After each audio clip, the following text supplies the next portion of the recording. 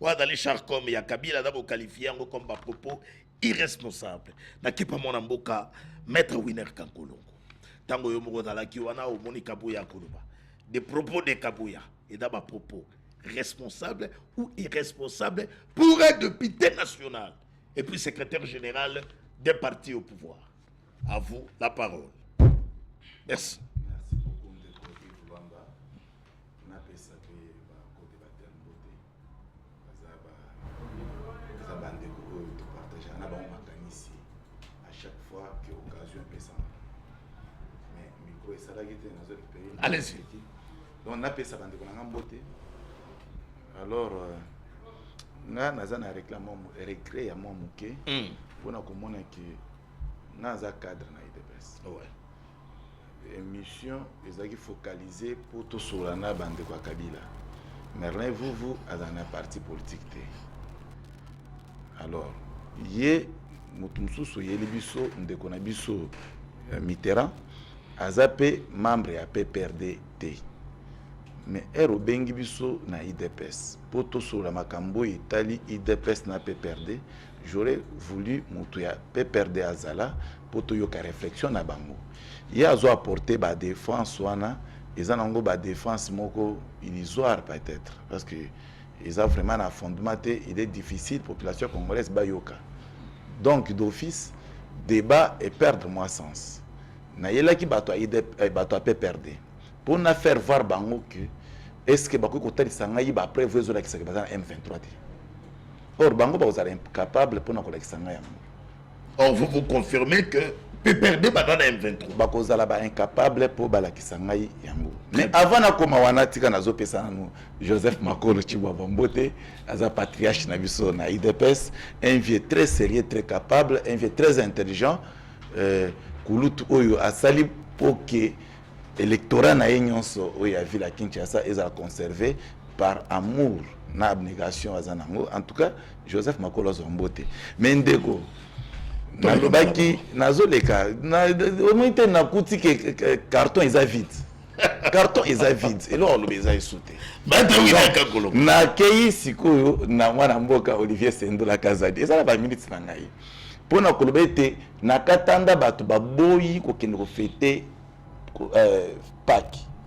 Ba préféré na bango batama na bala pona ko réclamer tout simplement réintégration ya Olivier Sendoula na palais du peuple. Ce qui veut dire que ba peuple ya katanda baza toujours na affection na honorable na bango donc cour constitutionnel et ça le plus vite rapide pour na kimi ezala na kwana. Ndeko na ngai Augustin Kabuya Chilumbu secrétaire général oya parti na ngai azona nbote place azali. Est-ce que makambo a lobby question eza moko akosi to alobi a solo parce que ndeko makambo kisa zo ya koloba lelo biso ba winner ça fait des années to lobaka yango chaque jour to lobaka Kabila yende aza maître suprême yende aza géniteur producteur ya M23 to pesa na définition M23 au abrégé pour na kokosa vigilance à bana mboka. Bon avec Kagame. Mais je te dis que géniteur ya M23 c'est Kabila parce que Kabila bango moko liaison na bango eza tiré na Paul Kagame. C'est Paul Kagame qui a soutenu son père depuis 94 jusqu'à ce que Kabila le moins à pouvoir na 2018. Eza balien na bango. Batouana batikala kozwa pouvoir na République démocratique du Congo d'une manière démocratique té. Baya bango nyonso na ba coup d'état. Mouzé a sala coup d'état pour se retrouver président de la République.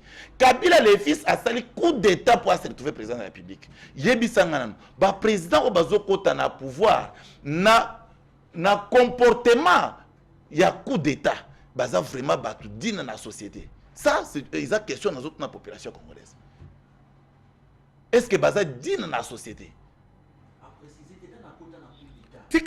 Nazo préciser malam na lobby musée à côté na voix à coup d'état Kabila à côté na voix à coup d'état parce que a beta mutumasas azo pouvoir. Ça c'est grave. Mais je te dis que c'est ce qui s'est passé. Musée à pouvoir. S'il vous plaît. Na lobby que il nga bato a perdu. C'est ça maintenant les conséquences. Maître Winner. C'est ça les conséquences. Maître Winner. Je vous dis ceci. Oui. Il y a déjà un procès de semblant où il s'allie que Edi Kapé Nazali Banda. Mais tout le monde sait que Kabila a côté na pouvoir ndengeni na mécanisme nini. Ce qui Mouza Koufakate. Ce qui Mouza a Koufate, Kabila a côté na pouvoir na mécanisme nini. Azaka chef d'état-major général, Azalaka na poste ni na pouvoir à l'époque, où il va kosala que après liwa ya Mouza Kabila a pouvoir. Très bien. Tikato avancé. Mon tout dans le mi balé toujours na même fil d'idée au yozana yango. Bah élément de preuve nini est d'abord justifié que Kabila est de mèche avec Alliance du Fleuve Congo. Aujourd'hui, il y a élément de preuve. Oui. Comme Kabila, ils ont justifié Kabila. Kabila est de mèche, Kabila a accomplissé. Non, de mèche, c'est trop primaire. Kabila est le géniteur et le promoteur, il y a M23. Cause de mèche, c'est comme s'il a été sollicité, n'est pas sollicité à l'imagine. Non, M23 est un classico na bango. Ndenge bazawa na bango nyoso bato a perdu. Soubassement est danini. Mais mon frère, Soubassement aux hommes M23, ils ont fait dans la République démocratique du Congo. Justement. Mais alors, Kabila, Yemutu a sali M23, Minduki o M23 bazo bundanango. Makambu nyos o financement o M23 azo zalanango. Mais c'est Kabila parce qu'ils ont tiré mon agagame, mon frère. Kabila n'a pas commencé ce jeu aujourd'hui. Je vous informe que Congolais a recruté à Barabal. Pour nous dire que non, les députés Mbongo, Congo, 21 000 $, tout ça, c'est que du mensonge d'ailleurs. Mais mon frère, je vous informe que Kabila bien avant Akima Namboka, Akimi Namboka Boy. Kabila a organisé une réunion à Kingakati. Avant qu'on puisse participer à une réunion, 5 000 $ par réunion. Non, c'est un monsieur qui est déjà, il a déjà pris fit, non mon frère. Akoya wapi. Très bien. Kabila sakimi na ye. Moi de toutes les façons na lobby ba bossa na moto bengi Kabila paye en dehors ya ko bossa na Kabila to bossa na PPRD parce que PPRD va se vider ba kende bango nyonso ko soutenir M23 comme d'habitude. Ça c'est ce que la population congolaise voit nous. Nata wine mutu baka tunenga botu da lobby nanga. Que va-t-il se passer par la suite sur Kabila zongi na Congo? Te so Kabila zongi na Congo, ce qui service et renseignement na pouvoir public et ça n'occupe n'a été population congolaise ba ko lapider. Très bien. Tikazo do mona mboka littéralement. Tout va bordir. Na retirer maintenant winner maloba, tout va bordir. Merci. Na kepa mona mboka Mitterrand. Bakambo zo ya mabe. Akambo neto da wokena ngwa. Tuni mona mboka, que va-t-il passer par la suite sur Kabila zongi na Congo? Alors, ce qui pouvoir politique va saler le roman voté. Appareil judiciaire et saler le roman voté. Kabila va lapider. Va lapider pas nani, mais pas la population. Kabila Kimi Congo. Qui met ton Kabila qui makambo était parce que na oki ba réaction Barbara Lobi na oki peut même nani comment bato belé va sanctionner ma déclaration. Na qui rapidement pas mon amboka Mitterrand nimi en entre temps na oki ba combat na et puis mon amboka Mitterrand nimi wada ko bunda makambo comment sauver Congo central kuna et pas il y a et pas gouverneur Guy Bandou. Oh, Lelo a donc compté encore à revenir na Congo central comme gouverneur. Oh, na Congo central walobi non trop c'est trop parce que Congo central makamboza kotambola ndenge longo banité ba détournement makamboza kotambola te il faut cette fois-ci une nouvelle figure à la tête ya Congo central pour na komema développement. Yé pas dali bandeko bazali ko bunda pour na combat na pesi d'abord mbote pour y malamu on a kata plateau na biso.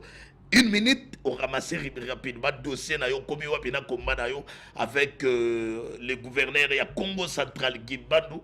Et puis, on a très rapidement on répondre à ma tir où est allé diriger Mikolo entre IDPS et vous, FCC. Rapidement, mon amboka. Merci beaucoup, mon amboka Yves Luamba. Na pesimbote na ba débatteur na ngai. Na pesimbote na bandeko nyonso o bazuli baku ya kolanda biso. Na tonga lelo epi na pesimbote na ba diaspora. Mwana mboka Yves eko sala ngai pasi. Merci quand même ebimi na monoko na yo. Pourquoi encore ko pesa ye 5 ans? Parce que actuellement akomi champion ya kokenda ko beta billard. Mais pendant que tous ces derniers temps insécurité est commis grandissante au Congo central. L'insécurité actuellement au Congo central est commis généralisée. Et comme le rôle a fait des courants, les gouverneurs incapables de commettre une politique sécuritaire ya malonga kozwa ta ba mesure totikali komona te. Et j'aurais appris na tiango na conditionnel ce monsieur akosa bato ke kombo ne ezalaka gibandu kombo na ye ezalaka gibandi. Or le nom bandit c'est un nom français, donc c'est un monsieur qui est bandit, c'est un bandit. Donc c'est pour cela qu'on moni lelo a même criminalité na Congo central. Yango na tiango na conditionnel. Et ce qui me fait très mal ndeko Yves, qu'on soit carte d'électeur ezali droit. Mais comment le gouverneur de la ville ou de la province du Congo central, moto réellement lingi Congo central, alingi akene ko soit carte, toi ake ko soit carte, abimisi $10,000 na ça la lettre ici avec moi. $10,000 pour akene ko soit carte, frais de déplacement na. Nous sommes où? Nous sommes où? Pendant que la province et ça ça ngata bato ba sala kata assainissement ata ba wenze. OK, s'il vous plaît. Tosolo là. Non. Ça me fait très mal. Ça me fait très mal. Il y a un moment d'enrôlement. $10,000. Yango dans la lettre A, 27 millions de dollars.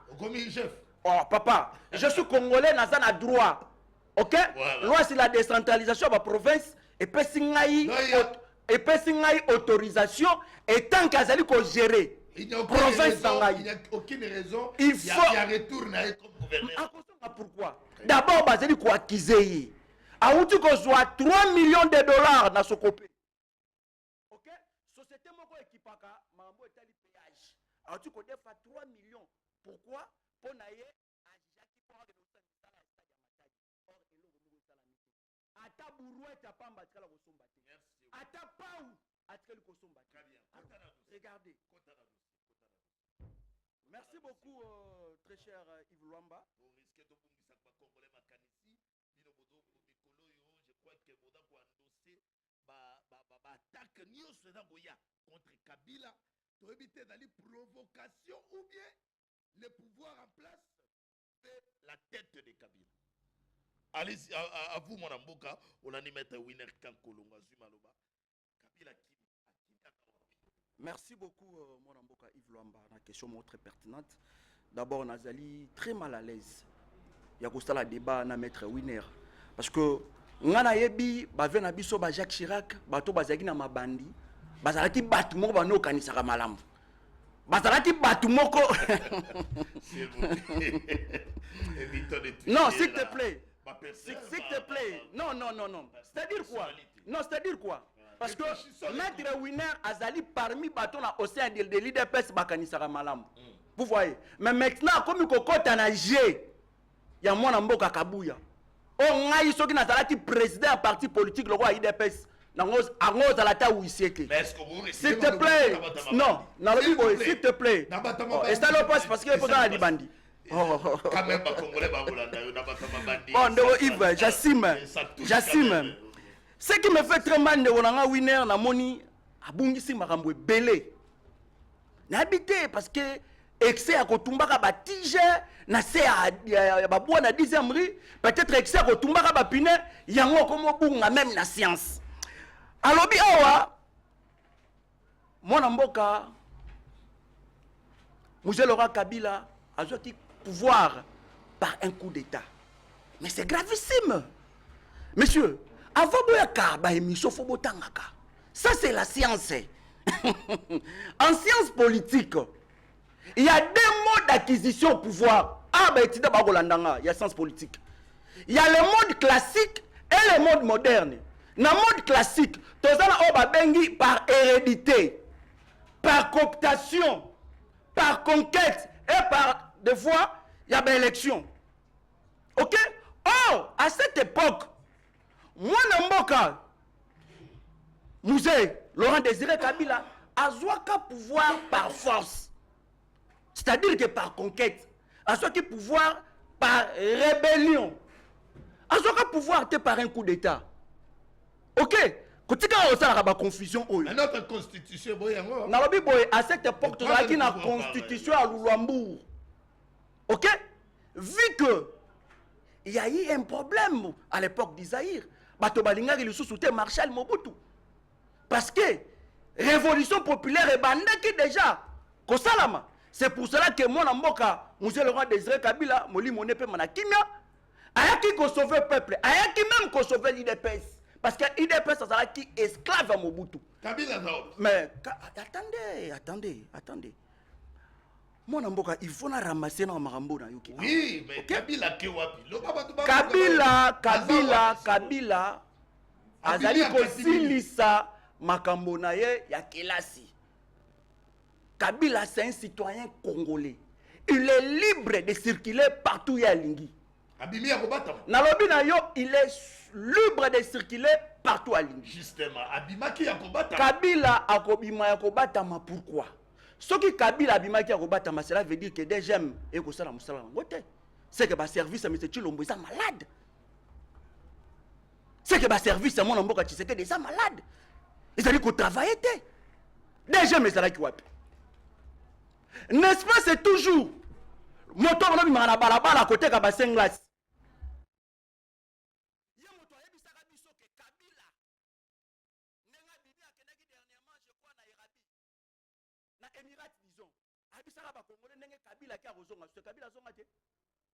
C'est sa conséquence à sous le bois. Et la loi est garantir. Motonio soit koki kobima pe kozonga. Kabila n'est pas rebelle. Kabila n'est pas rebelle. Monsieur, Bazana Vital Kamere, en 98, Etienne Tshisekedi a signé un accord avec le Rwanda. Etienne Tshisekedi, sous Bagetuna, partenaire Nabango. Kamere. C'est pas moi, c'est Kamere. Kabila n'a jamais traité avec les M23. Prévenez en 2012, au monde qui a bêta qui va M23. Mais banani ou bala musiri comme M23. Banani. Au travers au monde à notre époque, Kabila a aimé la Paul Kagame. Au travers au monde à notre époque, Kabila a un minéral à biso après ça Paul Kagame. Au travers au monde je te dis que Kabouya, ce qui a vraiment attend à Koloma. Ça me fait très mal parce que nous avons rebellé à l'objet que le M23 est financé par Joseph Kabila Kabangi. Mais ça c'est faux. Parce que vous financez M23, c'est vous. C'est votre régime. La frontière, nous sommes là-bas au contrôle. Qui contrôle les frontières? Merci. Qui contrôle nos frontières? Merci. Qui contrôle? Merci. Rwanda, c'est ça la pourquoi. Rwanda, c'est ça la pourquoi. Deux fois d'arrêter vos paroles. Donc, rapidement, pas mon amouka, Papi Mouya, ou qui va décoder, va analyser. Tout autour, il y a un discours, il y a mon amouka. S'il vous plaît, dans ma téléspectateur, il ne faut pas appeler. Si vous avez un message, comme la mission en direct sur numérique télévision, le numéro est affiché dans vos postes téléviseurs. Évitons les appels parce que vous avez un appel. D'habitude, que dossier, ça vous concerne. Et donc, vous avez une réaction, mais le numéro est affiché. Moi, dans mon cas, Papi Mouya. Réaction. Merci beaucoup.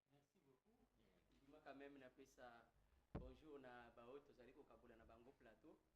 Vous ça fait longtemps oyo to kotani na yete mon frère Mitterrand na kulutu na ngana zana ye mopanzi na pesi bango mbote na pesi mbote na ba oyo nyonso balingaka biso na zali ko yebisa bana kin élection ya ba gouverneur ezali ko ya tozali ko pesa mbote na candidat oya IDPS Daniel Bumba oyo azali vraiment engagé.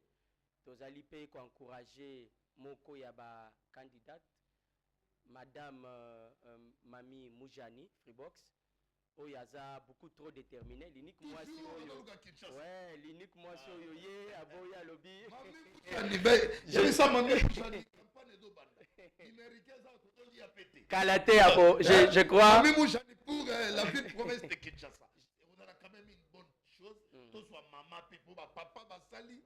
Mais là, on peut pas malongate. Cette fois-ci, on met maman. Voilà. Je crois que le message n'a eu commis, n'a commis c'est l'unique femme quand même où il y a Betito la lobby, on va aller jusqu'au bout. On est en train de l'encourager aussi.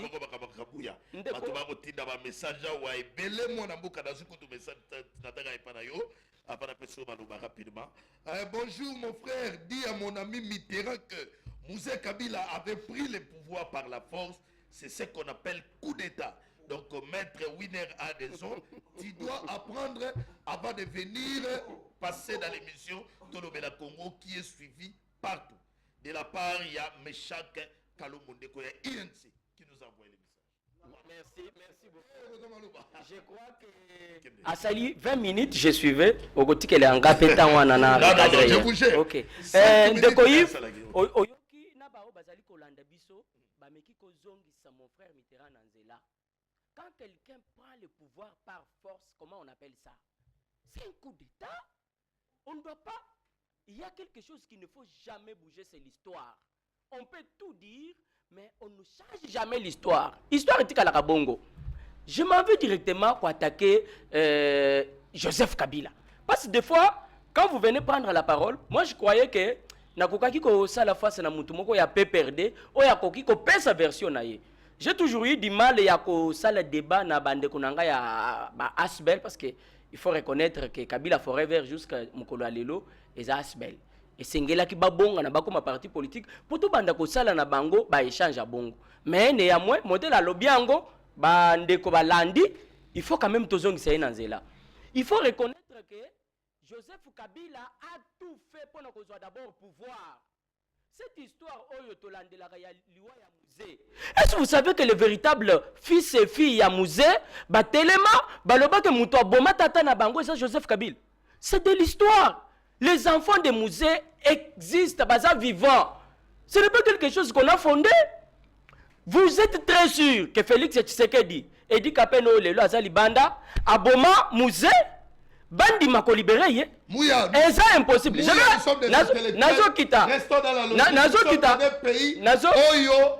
Justice et Vanda. Nazo kita. Nazo. Si réellement que bateau bazolo baboma papa na monge pas Kabila.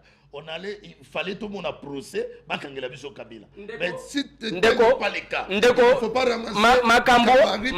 Makambo wana babandi kolobango depuis kala. Pourquoi Joseph Kabila a fait sa version na été? Yo si au moni famille car il y a 3 personnes.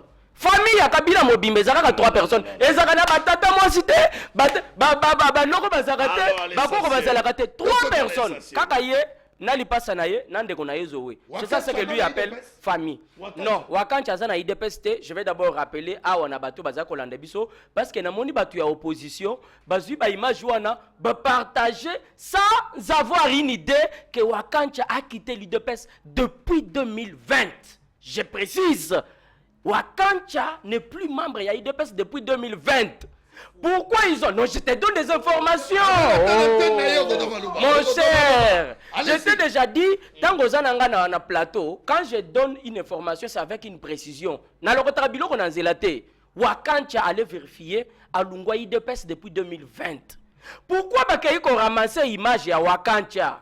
C'est parce qu'on a parlé de Kabila. Mais pourquoi on a parlé de Kabila? Je vais aller tout droit parce que Bandeko Sengeli Bayoka, pourquoi Augustin Kabouya Abimisi Malobawa? Allez-y, allez-y. Joseph Kabila, soi-disant congolais, modèle Bino Bozako Bengaye congolais, Mboka Oya Ye Congo est attaqué. Mais depuis Mboka Ngo est attaqué, Congolais Nini Oya Kovanda ata mon côté contre Bankuna. Et puis Joseph Kabila prend la décision de quitter le Congo. Nakokima. Tout ça là-bas service, d'ailleurs j'ai condamné, j'ai dit, s'il y a des gens qui ne vont pas aussi revenir, et ça va DG, le là DG et autres, ils n'ont pas rendu un bon service au chef de l'État. Voilà, Joseph Kabila fui, Joseph Kabila Kimi, Ndeko Nanga Kabila fera verrier wana, tout le monde Joseph Kabila Zawapi. Kabila en Afrique du Sud. C'est une précision, ils peuvent encore vérifier. Donc, Likambutoza Nango, non mais, il y a un bien Kimi. Kabila Kimi. Mais côté accueilli, il y a banité à Kimi. Tozana déjà mao. Comment un citoyen, soi-disant citoyen congolais, a coqué de bongo à Kimi dans le vide? Un ancien président. Celui d'un lobby boyé, avant Kobima, il faut se faire enregistrer. Tu sais ça, oui? Oui, bien.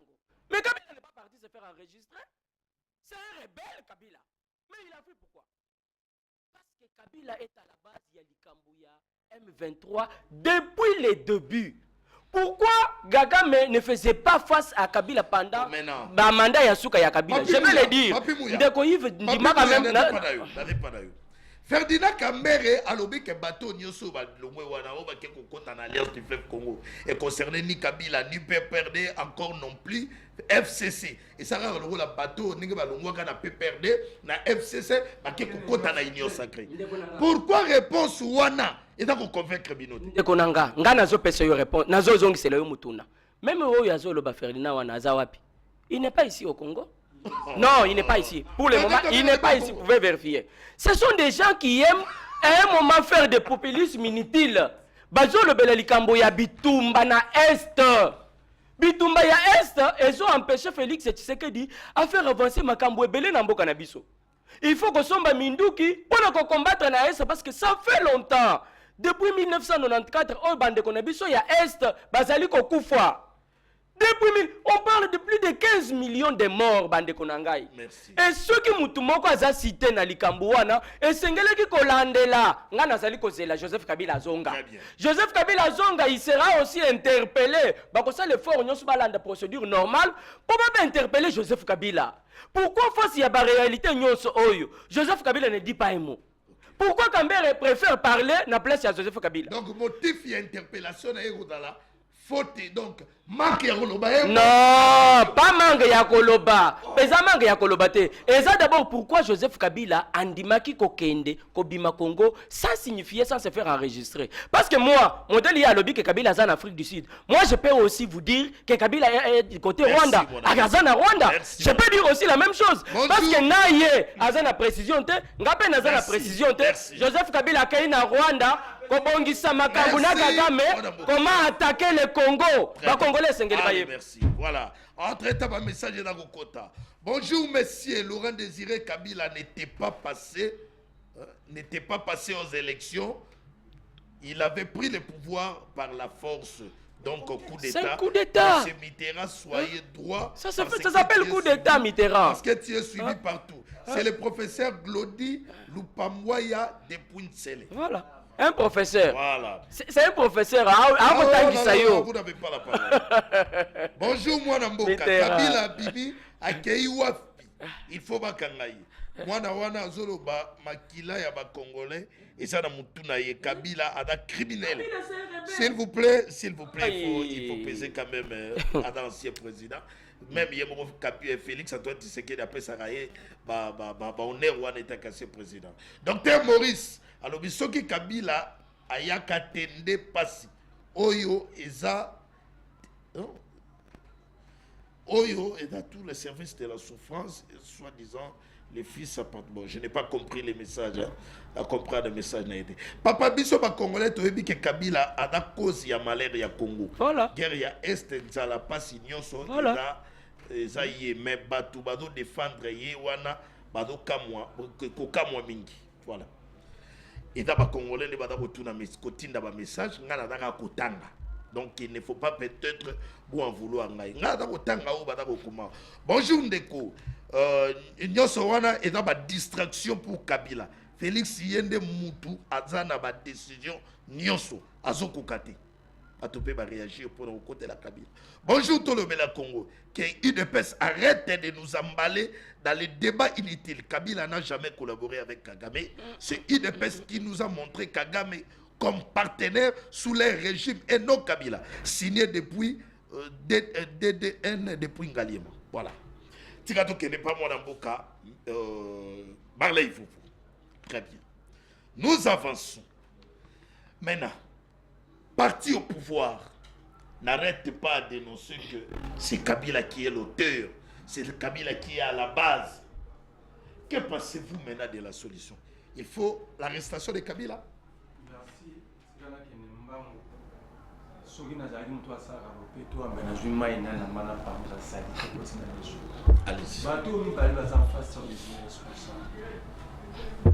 Ce sont des irresponsables.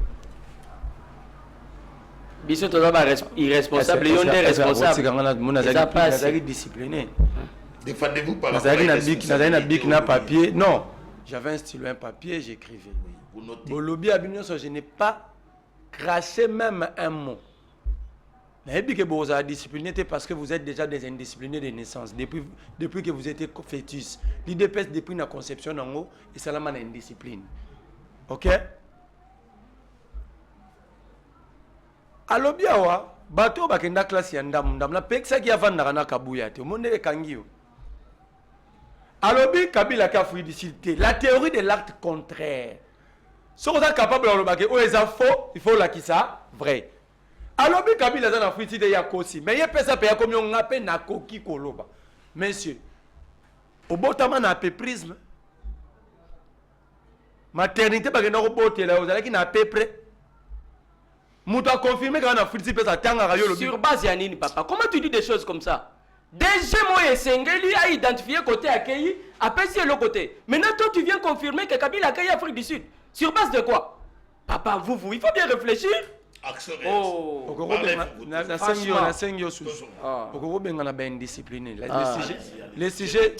le sujet est tellement important.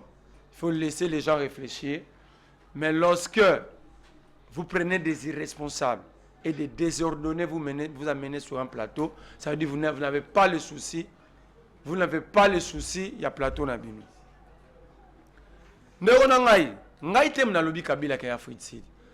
Ça dit quand vous montez sur un plateau de télé, vous avez tout na bami tout kati. Ndekono mitera lobi Kabila ake Afrique du Sud. Yo lobi c'est faux. Moi je te pose question sur la science. C'est que nous tous nous avons appris la théorie de l'acte contraire. Ce qui n'a pas capable de mon classe d'otanga, qui peut résoudre cet exercice. Ce qui m'a dit qui a sali. Batoun est-ce qu'il a bien fait? Sur lobi non. Professeur Asolo Sakani. À cause de Alekisio, Ola qui s'abat au place, ya sali mabe. Yo lobi ya kosi Kabila en Afrique du Sud. Maintenant, toi, prouve-nous, il est où? Au combien on a. Bon, yo lobi a déjà maillé, parce que n'est-ce pas qu'il a na Rwanda. Limite, moussous. Bokenda a classe, bien, bokima andamou. Bokima amiko moussous. Totani Philippe Mandangi, na wakanja, ya kangamiga na wakanja. Philippe Mandangi, il est Afrique du Sud, pourquoi défendre? Botsika théâtre. On parle de la République. La sécurité, c'est toute une vie de la nation. C'est la vie d'une nation. Wakanja a démissionné de persité, bimi sa papier a démissionné. Là, qui sa lettre à démission? Toke na ba preuve. Exact. Wakanja longwati. Wakanja longwamboka oyo na 2022. Na 2021, dans na ba image. Alors, bien longwa parce que je trouve que Batouba entouré Tshisekedi bazo été. Na zongi na ngai poto. Il était ici, sécurisé par la garde républicaine. Mais c'est un où on a vu nos autres tombants de Bapine, Mambo et Baron. Alors, Moussa a pouvoir en coup d'État. C'était quel régime pour que vous qualifiez Moussa coup d'État? On était sous quel régime? Aujourd'hui, vous défendez le régime Mobutu. À 50 ans, je vous dirais raison. Parce que comme c'est Mobutu dictateur, ils ont été Tshisekedi dans l'IDPS. Ok? On vivait dans un état sans constitution. Sans constitution. La charte de l'impère qui dirigeait le pays. C'était la charte de l'impère. Donc, on n'avait pas un état-nation. On avait un état résumé sur un individu. Attends. Le comité central rédigeait quoi? Réglementait quoi? Le comité central. Est-ce que baby comité central? Allez chiter ton Kennedy. Botsi ka ba bêtise na vie. Réaction, réaction. Na yo ki abi famille Kabila e bete Théodore Mungalo e biete. C'est le petit frère de Mouzé Laurent Désiré Kabila. Théodore Mungalo. Pasteur Théodore Mungalo. Théodore Mungalo. Théodore, je vous cite les noms. Quand vous n'êtes pas informé, allez brûler des pinets sous les bois et bomber la baguenne. Na ba mboa bozoli ngati mna lobi tang babundaka umona vidéo muntu abi kabuya pesa biso ka baguenne na ba mboa ngaiti. Na siège na bino. Oh Ibrahim, on a rappelé le roi Kabila. Na binayo. Ibrahim. Attends. On est devenu débattre sur une famille. Non mais yo ndo il y a le pour y a le bagi attendre ko mo ka beta bika 3 wana sur net. Joseph na ninga la bactérie au penga na yebi. Ya tanga ki 3. Mais entre-temps, bala ki sanga image. Tant Moussa ça vivant soit présenté nani comme moi. Moussa ne présentait qu'un seul enfant, Joseph Kabila. Accueilli. Colette Blackman est encore vivant. Il interviewe Moussa. Elle dit mais bon que ça la guerre yoyé. botangaka olobi bakobe sa histoire te parlant de Kodaki. Non, non, c'était un débat. Oui, les monopolistes. Vas-y, minute est belé. 3 minutes, tu as prise à parole. Oyebi que Moussa répondani, mon fils est général. C'était moi un autre fils, il bien Moussa est général. Très bien. Arrêtez de bêtises. En fait, ici, nous sommes en face des irresponsables. Le pays est entre les mains des irresponsables. Aujourd'hui, Abi, Joseph Kabila, Hakimi. Donc, il confirme que Tshisekedi est incapable de sécuriser nos frontières. Parce que le contrôle des frontières se fait minute par minute, seconde par seconde. C'est l'unique chose où ils doivent reporter. Kabila soit bimakini. Allez, merci. Où était le service? Donc, Moutou Oyo, a dit Batouké, Kabila. Merci. Moujo Tshisekedi, c'est Moyibi soki alingi akimia akima koyebi c'est akima. Moyibi oui, rebelle. Kabila c'est rebelle. Kabila c'est rebelle. En dehors d'être Moyibi, c'est rebelle. Je l'ai dit vrai, on l'attend ici. Donc Kabila Zonga. C'est comme ça. Azonga, on l'attend. On attend. S'il vous plaît. Allez, chité au Canada. Ça veut dire j'ai attendu des choses on a lobby on a to Mitterrand to prison. Moni mutukana to benga chilombo mema ya pembe. To mema rastani, mema mukeba, je te protège. et mema Salomo. Au moins bango bana liberté net kabuya. Alobi awate. Mbongo ya mjumia pouvoir ezo somba minduki. Mutu azana droit koyeba ke minduki ezo somba ma. Eza mutu ya intervenir na chaîne de commandement. Salomo babambela infraction là. Mais il y a le bien à tourter la soba bien. Merci mon. Ça veut dire ici c'est un pouvoir de bombe, il faut partager d'ailleurs. J'ai dit la vérité. C'est un pouvoir voyeurocratique. Aïe. Un pouvoir banditisé. Allez, merci. Un pouvoir sous-artisé qui est mis en place.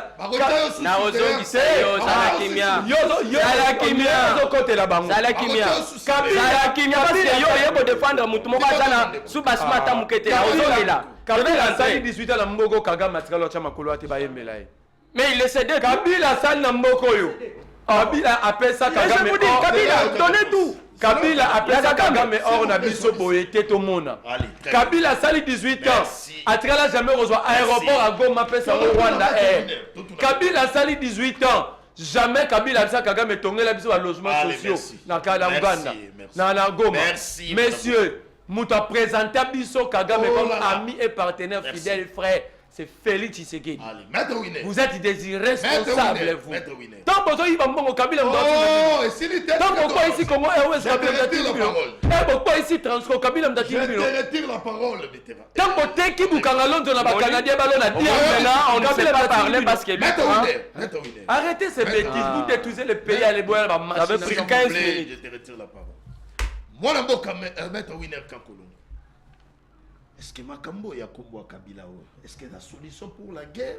Bien, vous avez à Kombo parce que même Charcom, Barbara, elle a parlé que Bino Moda Otanga.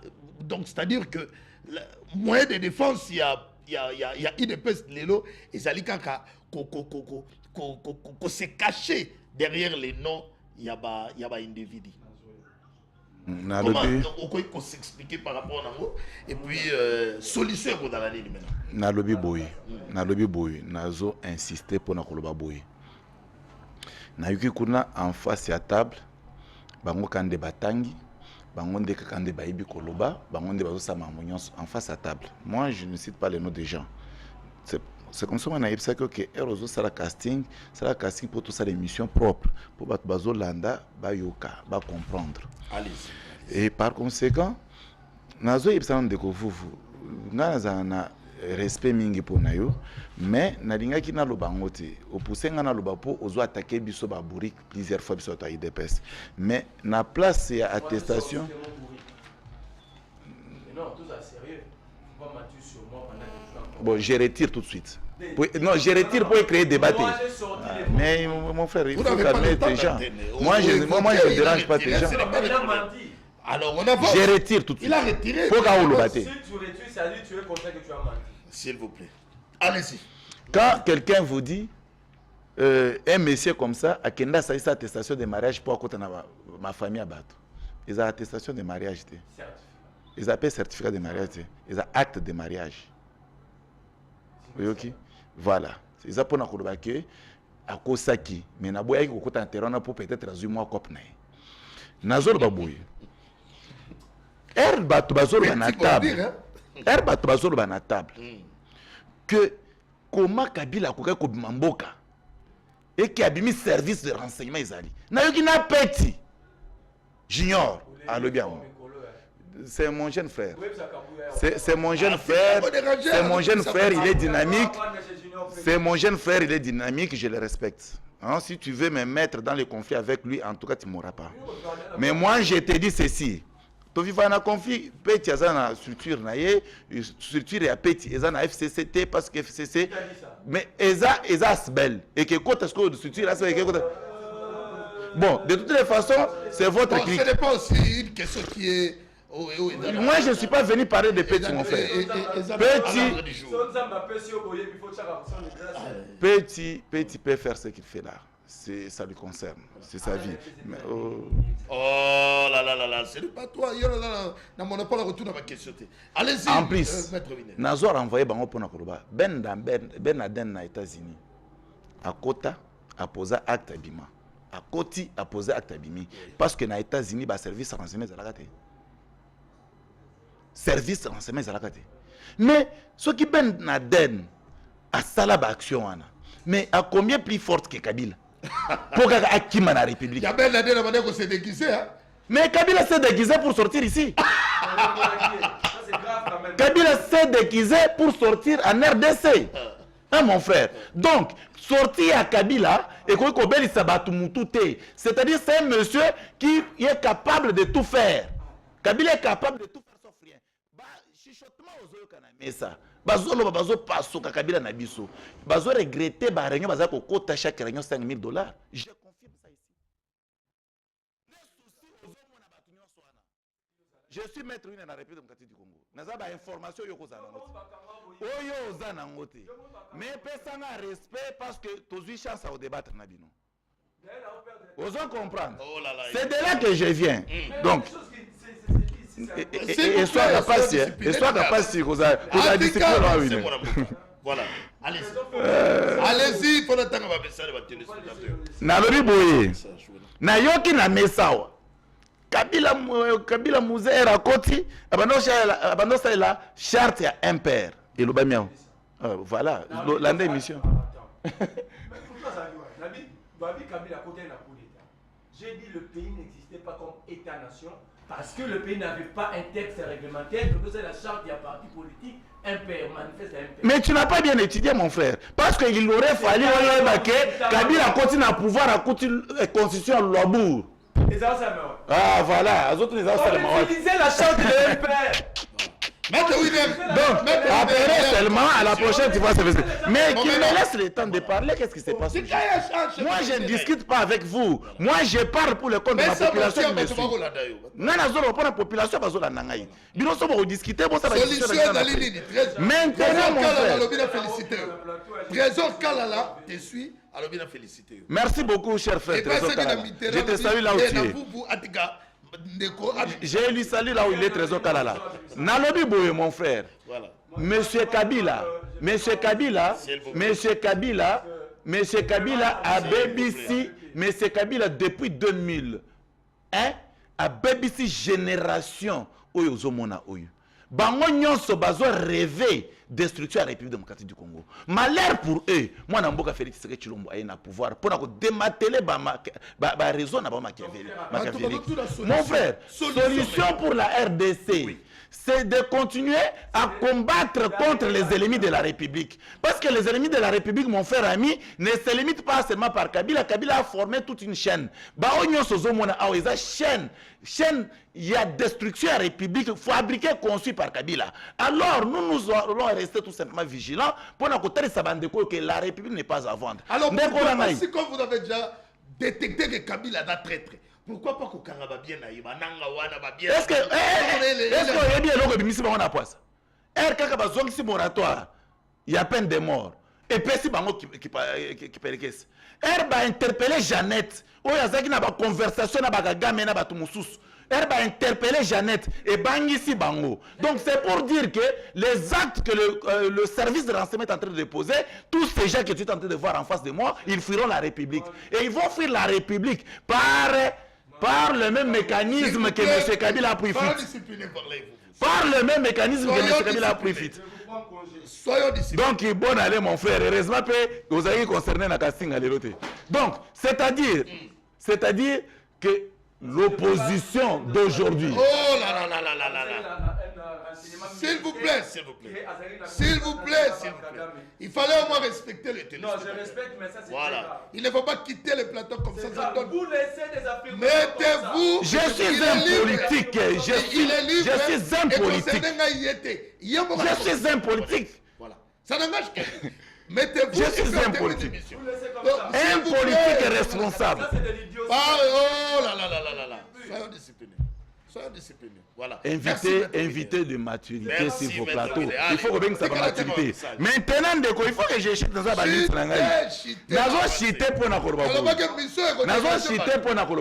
Mon frère ami, population congolaise, nation congolaise doit noter que M23 signifie le mouvement du 23 mars 2009. En 2009, M. Kabila, président de la République. Vous allez se souvenir que Kabila, lorsqu'il entre au pouvoir en 2001, après avoir commis un acte très délicat, un acte très compliqué pour la compromission de la République, Kabila prend le pouvoir, il accepte de gérer pendant 4 ans. Après avoir causé le gouvernement de transition, Kabila, à ce moment-là, il faisait que préparer ses rébellions. Très bien. En dehors de préparation des rébellions, Kabila ne faisait absolument rien. Merci. Merci, M. Winner. Allez, Tokei, mon amour, Kabila. Moi, il ne faut plus me donner la parole. Tokei. Je ne peux pas débattre avec les cerveaux. Je pense que tant au bandit. Ah, le cerveau vise doit tirer dans le chef de vous. Là, c'est l'impolitesse à outrance. S'il vous plaît. Le cerveau vide doit S'il être te tiré. plaît, on peut signer Maloba. C'est impossible ça. Voilà. Nous sommes venus réfléchir. Merci beaucoup. Oh là là. On peut faire des Je peux parler? Bonjour journaliste Tolobela Congo. S'il vous plaît, Tolobela Congo. IDPS Matika Bazana incapacité à diriger Congo. Baye bisabiso solution à Mboga Dali. Merci. S'il te On va plaît. toucher Jeannette. Qui peut que c'est côté. Bon, Jeannette Kabila va aussi. Zela. Donc on va mettre Winner Moyibi le Molokuta. Dans la lobby que M23 et c'est un mouvement qui a créé en 2008. Il y a 2008 M23 Zaki. Toi c'est DNP. Tanga mwana Google. En 2009. Na 2009. On dit M23 également appelé M23. Kita Omona. Créé En 2012. Oh. Voilà. On se compte pour la ligne. Voilà. Oh, En 2012, et la troisième incursion. Oh, t'as la M23. Papa. S'il te plaît. S'il te plaît. Je vais te donner même la Avançons. Le M23. M23 comme parti politique et M23 comme mouvement rebelle. Il faut se souvenir de ça. CNDP a cessé d'exister et après c'était le M23.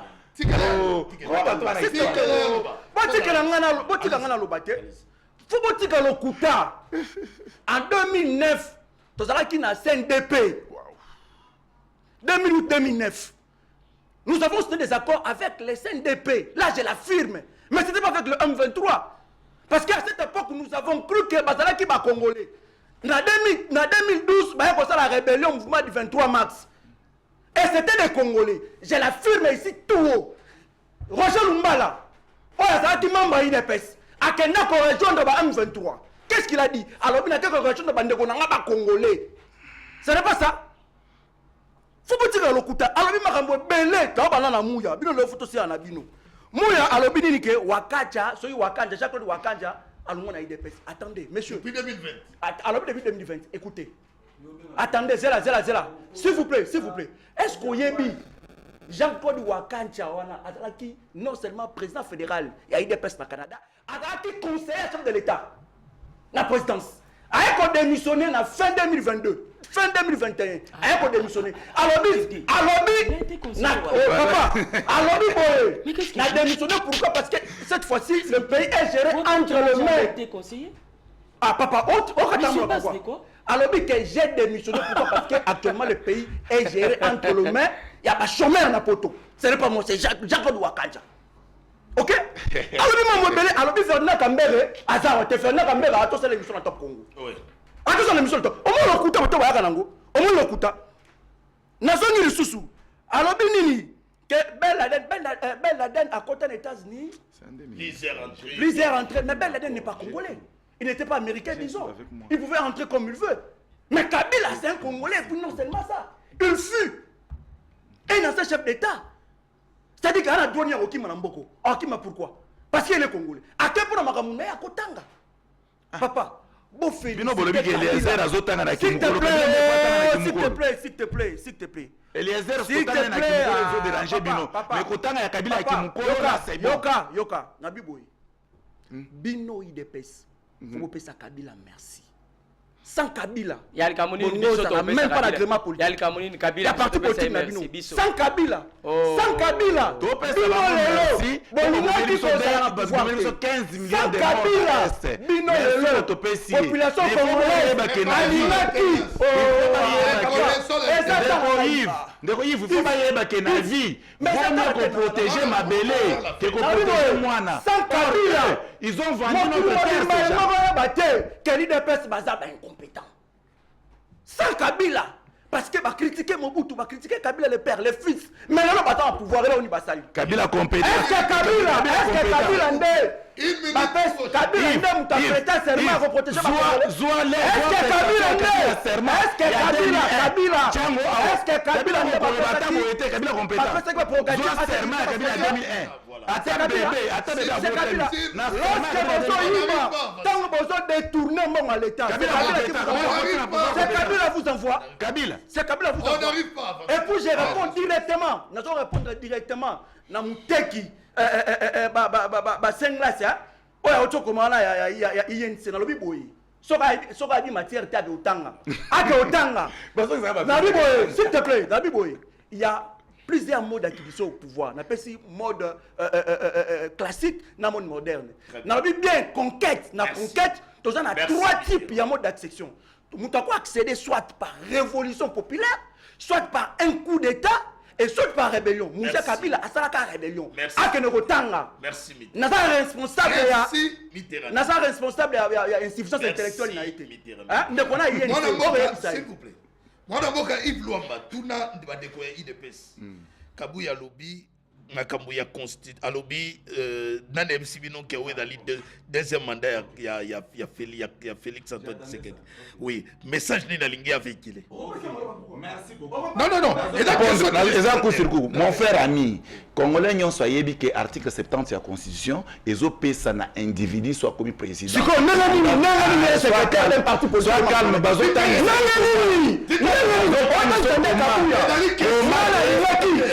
général mais Kabila était Kabila ne mérite pas. Kabila ne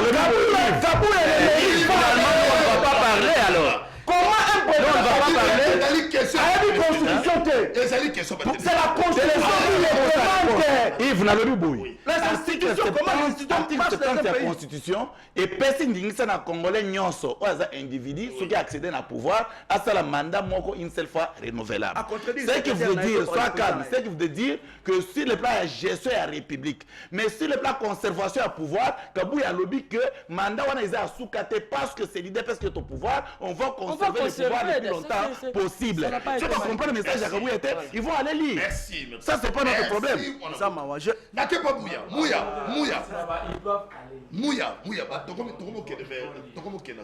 Peu importe, c'est lapsus. Mouya, pas de problème. Au moins il y en a pour ça. Pas de problème. C'est lapsus. C'est lapsus. Ok. Parlez-vous. PCK parole. Mais finalement, la même c'est monsieur. Fait qu'il y a des choses qui sont sorties sur ces plateaux. Surtout plutôt répondre dans le même sens. Il y a le bien laissez-nous aussi parler parce que nous on n'est pas venus les contempler. Pourquoi Bandeko comment vous énerve parce qu'on a cité Jeannette? Est-ce qu'il faut qu'on ne cite pas bateau parce que les gens à cause de la bureau et puis vous c'est Kabila qui est à la base. Il